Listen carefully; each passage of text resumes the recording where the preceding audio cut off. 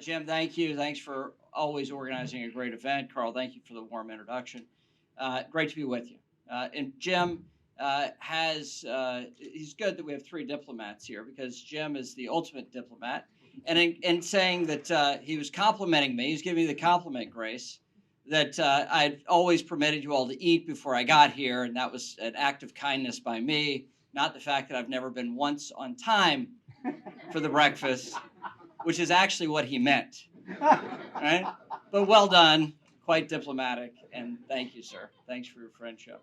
And I'll get to this conversation, but Congress and good service in Congress is always an iteration of your experience and others' experience, and in essence, crowdsourcing the best ways of operating. And Jim gave me key notes during member orientation, new member orientation, when he was still Oxley's chief of staff, and my desire to get on the Financial Services Committee, how he explained how I should do that and how I should approach it. And that was, 20 years ago. And so it's amazing how fast things happen here. But those principles you get from a few guiding lights coming in can make a huge impact. And over the years, I've had great mentors. And Jim, thank you for your mentorship. Now, I want to do a couple of things. I want to touch on three things, and I'll take your questions. Three things. First, sort of a recap of 2023 in my committee. 2 years ago at this time, I made the decision that I wanted to chair the Financial Services Committee, not be in House Republican leadership. I was focused on moving policy, and my objectives were focused on getting that policy through the committee, things that I've been working on for years. And I wanted to have the ability to craft my agenda in committee because you have enormous leeway as committee chair to craft an agenda. And in the Financial Services Committee, you have the leeway to pick your subcommittee chairs as well and the organizing of your committees. And so with that leeway, I wanted to move a large legislative agenda. That was my focus. And what I thought then is actually, and what I stated was going to happen for this Congress 2 years ago has been largely true. The major break points of this Congress were the debt ceiling negotiation, funding the government, and providing for our warfighters, right? And possibly a farm bill. Those are the three things that we're going to have to happen, and a fourth that should happen. And so I said, look, I'd rather move policy than work on those four major issues to whip. And so I'd leave the debt ceiling up to the leadership. I'd leave the government funding up to the leadership. And what I didn't realize is that I was going to be involved in those two things that I didn't want to be involved in. So let me touch on committee and what we've done in 2023, because that was the focus that I had going into this Congress. And my service to the House and House Republicans was basically called in and happy to serve, happy to help, happy to do my part, because this House and this Republican Party has given me so much. It's given me so much in my 10 terms. And so, of course, I'm willing to help my colleagues. This has given me the most meaningful work of my professional life. So, of course, I'm willing to serve. And, of course, like anyone who loves their party, loves this institution, there's anger and frustration at points of time because of caring. But in committee, we're able to work with folks that are much more engineers than salespeople, right? And so you're crafting policy and the set of politics around you. And I set the agendas, three major items we wanted to move through committee. And I wanted to do it in 2023. We achieved those three things. Updating our data privacy standards that Mike Oxley wrote in the late 90s under Graham Leach Bliley. Our data privacy standards have not been updated to a digital world. And we need to address those in the financial realm. We moved that out of committee in the first quarter. We were supposed to move in the second quarter capital formation, but we had two major bank failures, and then the response to that really took over our second quarter. I think our regulators did an able job, if slow, and they were quite slow. There's a lot of learning that we still have to take into account and updates to our laws in response to what happened in our second quarter. But then we moved our capital formation package, which was led by Subcommittee Chair Ann Wagner. We moved a large substance of bills, mostly bipartisan, out of committee, and we've taken some of those across the House floor so far. But capital formation being really the key to our lifeblood, the lifeblood of our economy, we want to make sure that the United States remains at the forefront of securities, the flow of securities, and the power of our securities market, and it should be foremost in the world. And so we've got a lot of updates to securities law, the way people invest, the way small businesses can access capital, and updates to regulation.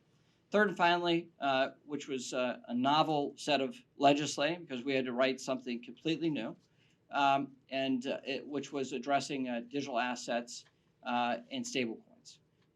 Now, this is new because the technology is new. We have to adapt and change our public laws to what becomes new in technology and in fact. And so we have a lot of experience after a decade past Bitcoin being invented and being available to the public. We had to update those laws. And so we crafted with bipartisan votes out of committee. Very rare in the Financial Services Committee for us to have bipartisan votes around large pieces of legislating. And we had bipartisan votes on both our stablecoin package. That's your on-ramp into digital assets. And then the role of the Securities and Exchange Commission and the Commodities Future Trading Commission on your ability to buy and sell what is called cryptocurrency. What is it defined as? We don't actually currently have a federal definition of what is a digital asset.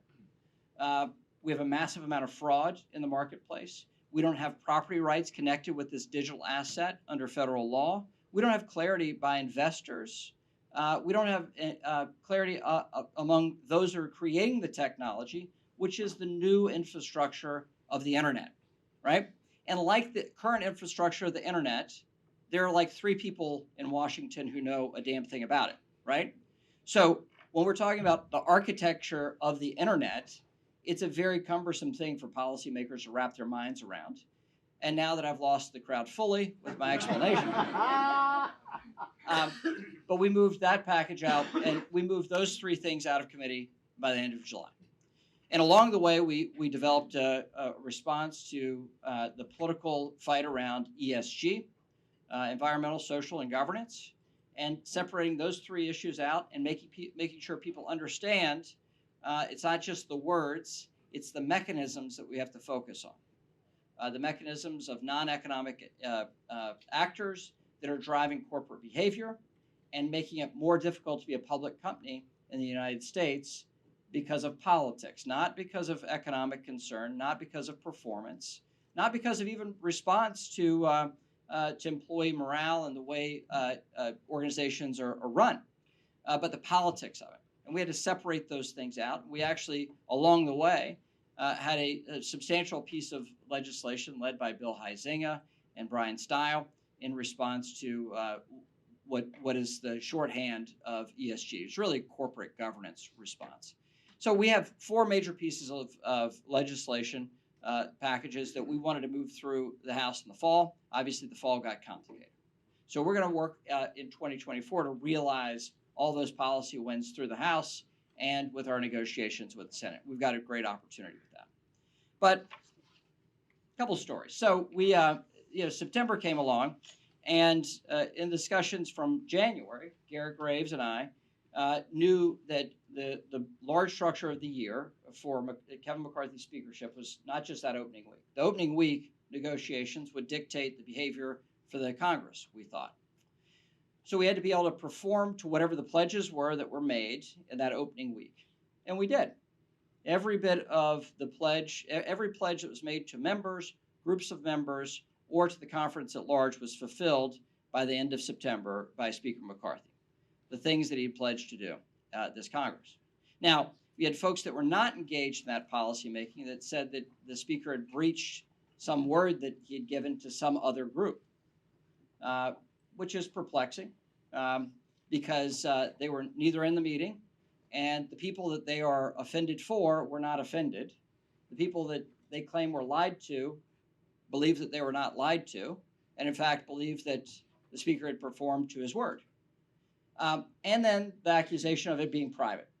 Well, I don't know, but I've missed House Republican conference calls and gotten better notes on Twitter than having suffered through the call, right?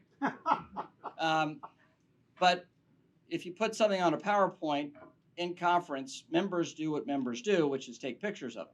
So we had three times all of what happened in the opening week of January was on a slide deck that the Speaker presented. So the accusation of being secret or opaque or whatever it may be, just not a reasonable accusation. But you don't have to be reasonable to be a member of Congress. That is not a clearing path.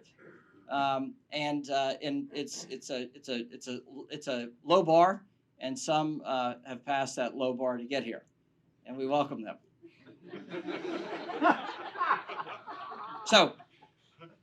But here we are, and so I recognize that my help with the Speaker in the opening week, from time to time, I'd be called in to help, and that's how I approached the year. But focused as much as I could possibly be on the four walls of my committee and my committee action and driving policy as best we could, and we did.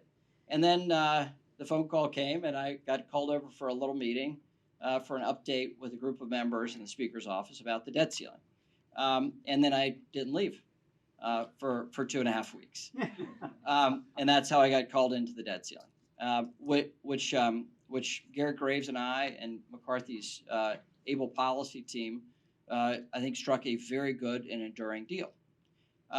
And we thought that was the deal that was going to be the linchpin of the Speaker's term in office, that this Congress would be built around. That you had to have a durable deal that forced appropriators on both sides in both the House and the Senate, in both parties, to actually appropriate under the new terms. So you can restrict spending, but you have to be able to perform to that lower spending level. And that prioritization of defense spending in an unsafe world and lesser spending on domestic discretionary programs.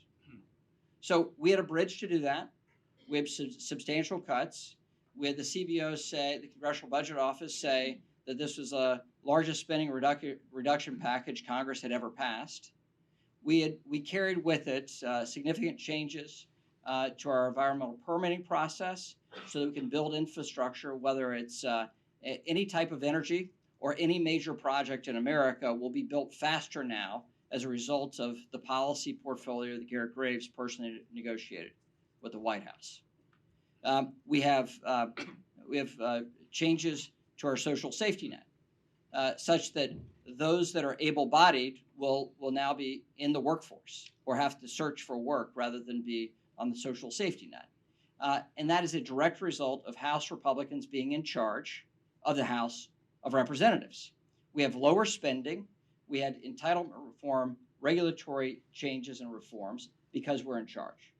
So when people say, what is the value of House Republicans? I can count it in trillions of dollars of savings over what was last year's spending, number one. Not what they were going to spend if Democrats ran the House, the Senate, and the White House. So, substantial reforms. Now, I thought that was but one feature of the Congress. What I didn't realize now, sitting here in January, that is the bill of the Congress.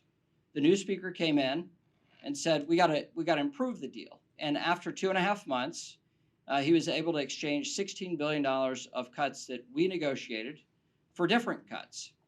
It's the same top line, same level of spending reduction. He exchanged less good chimps for better chimps, and he got $16 billion. So he got $6 billion of COVID recoveries that were not available to us in May. It's a good deal. It's a positive deal. Not worth 2.5 months, but it's a positive deal. And so now we can go appropriate to those numbers. So as it turns out, the debt ceiling was the most significant piece of legislation that this Congress has passed. And when we have this two-vote omni, in March, which is what we're what is likely to happen, I don't think it's going to be as significant a piece of policymaking as I thought in May it was going to be. But it then leads us to the election. It leads us to a supplemental on national security, and that will have to happen at some point in time. And it leads us into full election year politics post that. Unfortunately, those are the big marks of the Congress. Now, I've got work that I'm about on outbound investment and outbound investment regime.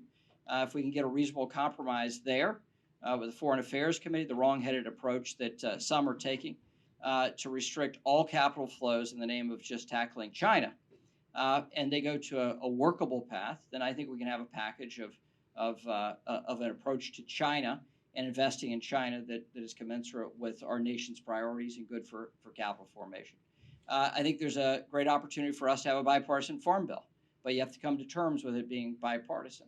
And I think we have a good opportunity of passing another NDAA at the end of the year.